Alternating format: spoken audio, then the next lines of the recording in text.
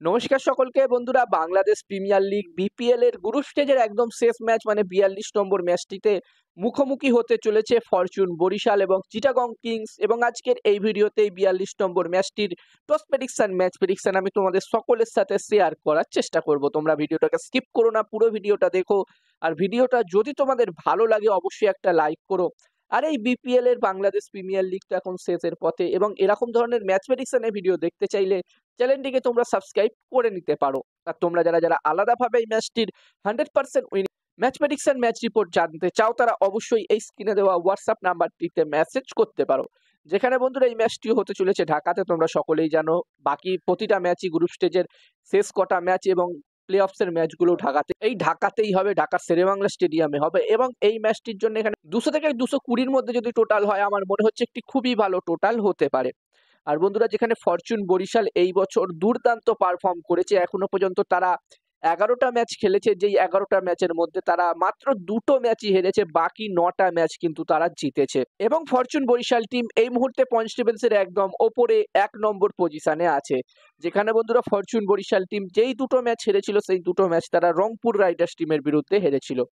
যদিও একটি জেতা ম্যাচ তারা হেরেছিল, শেষ ওভারে গিয়ে 30 রান ডিপেন্ড করতে পারেনি ফরচুন বরিশাল টিম। তবে বন্ধুরা বাকি ম্যাচগুলোতে তারা কিন্তু দুর্দান্ত পারফর্ম করেছে এবং এখান থেকে ফরচুন বরিশাল টিম অবশ্যই চাইবে 1 নম্বর পজিশনে শেষ করতে এই ম্যাচটি জিতে এবং সরাসরি কোয়ালিফায়ার 1 ম্যাচ খেলতে। অন্যদিকে বন্ধুরা চিটাগং কিংস টিমের কথা বললে এই টিমটি এখনো পর্যন্ত টোটাল 10টা ম্যাচ খেলেছে, যেই 10টা ম্যাচের মধ্যে তারা 6টা ম্যাচ জিতেছে, 4টে ম্যাচ তারা হেরেছে। আর বন্ধুরা যখন আমি এই ভিডিওটা বানাচ্ছি চিটাগং কিংস টিম একটি ম্যাচ লাইভ চলছে, চিটাগং কিংস টিমের একটি ম্যাচ লাইভ চলছে। এবার দেখার বিষয় থাকবে এই ম্যাচটিতে কি রেজাল্ট হয় এবং চিটাগং কিংস টিম অবশ্যই চাইবে এখানে পয়েন্টস টেবিলসের 2 নম্বর পজিশনে ফিনিশ করতে, যাতে তারা সরাসরি কোয়ালিফায়ার 1 ম্যাচ খেলতে পারে। এবার দেখার বিষয় থাকবে চিটাগং কিংস টিম এই দুটো ম্যাচে কি রেজাল্ট করে, যেই ম্যাচটি তাদের লাইভ চলছে এবং এই ম্যাচটিতে এই ফরচুন বরিশাল টিমের বিরুদ্ধে কি রেজাল্ট করে। আর বন্ধুরা যেখানে এই দুটি টিমের মধ্যে অলরেডি একটি ম্যাচ হয়ে গেছে এই সিজনের বিপিএল এই সিজনের 25 নম্বর ম্যাচটিতে এই দুটি টিম মুখোমুখি হয়েছিল এবং ওই ম্যাচটিতে আমরা একটি লো স্কোরিং ম্যাচ দেখেছিলাম, যেখানে ওই ম্যাচটিতে চিটাগং কিংস টিম প্রথমে ব্যাটিং করে মাত্র 121 রান করেছিল এবং এই রানটি ফরচুন বরিশাল টিম খুবই সহজে চেস করে দিয়েছিল এবং ম্যাচটি ফরচুন বরিশাল টিম 6 উইকেটে জয়লাভ করেছিল।